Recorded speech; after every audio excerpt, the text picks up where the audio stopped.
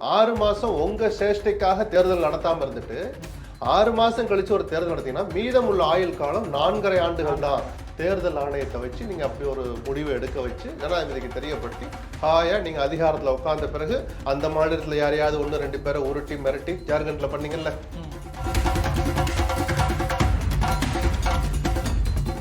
நான் என்ன கேட்கிறேன், ஒரு மாநிலத்துல சட்டமன்ற தேர்தல் நடத்த முடியாத சூழல்ங்கிறது யோக்கியமற்ற வாதம், சரிதானா? நியாயமற்ற வாதம். அங்கே தேர்தல் நடத்த முடியாத சூழல் இருக்குங்கிறதா நியாயமான வார்த்தையா இருக்கும், யதார்த்தமா இருக்கும். வன்முறையா இருக்கு, இயற்கை சீற்றமா இருக்கு, வெள்ளம் வருது, மழை பெய்யுது அப்படின்னு ஏதாவது ஒரு காரணம் சொல்லி தேர்தலே நடத்த முடியாத சூழல்ங்கிற வார்த்தை தான் சரியான வார்த்தையா இருக்குமே தவிர, மக்களவை தேர்தலை நடத்த முடியும் ஆனால் சட்டமன்ற தேர்தல் நடத்த முடியாதுங்கிறது தான் இவர்களுடைய அந்த சில்மிஷத்துக்கான தொடக்க புள்ளி. அங்கேதான் தொடங்குது. ஏன்னா அதே வாக்காளர்கள், அதே போலீஸ் பாதுகாப்பு, அதே பூத்து, அதே மக்கள். யாரை சார் ஏமாத்துறீங்க? ஒரு மெஷின்ல எம்பிக்கு ஓட்டு போட போறான், பக்கத்துலேயே ஒரு மெஷினை வச்சு எம்எல்ஏக்கு ஓட்டு போட போறான். இங்கே சட்டம் ஒழுங்கோ அல்லது ஏதோ ஒரு சூழல் நடத்த முடியலன்னு சொல்றது எவ்வளவு அபத்தமான வாதம். அப்போ உங்களுக்கு வேற ஏதோ நோக்கம் இருக்கு.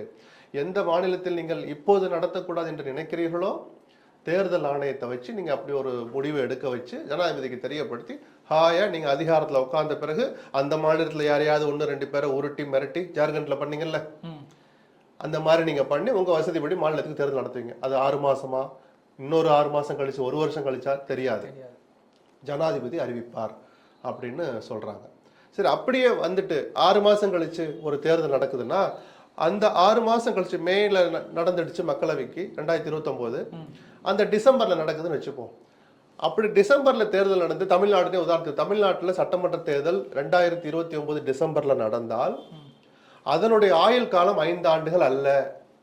ஒரு சட்டமன்ற தேர்தல் நடந்தா 5 வருஷம் தானே சார் இது வரைக்கும் நம்ம பார்த்துட்டு இருக்கிறோம். ஆனா இவங்க என்ன பண்றாங்க, இதை தான் இந்த உரிமையை பறிக்கிற செயல். 6 மாசம் உங்க சேஷ்டைக்காக தேர்தல் நடத்தாம இருந்துட்டு 6 மாசம் கழிச்சு ஒரு தேர்தல் நடத்தீங்கன்னா மீதமுள்ள ஆயுள் காலம் 4.5 ஆண்டுகள் தான். ஏன்னா மக்களவைக்கு எப்ப முடியுதோ அப்பதான் உங்களுக்கும் முடியுங்கிறீங்க. என்ன சார் அபத்தம் இது?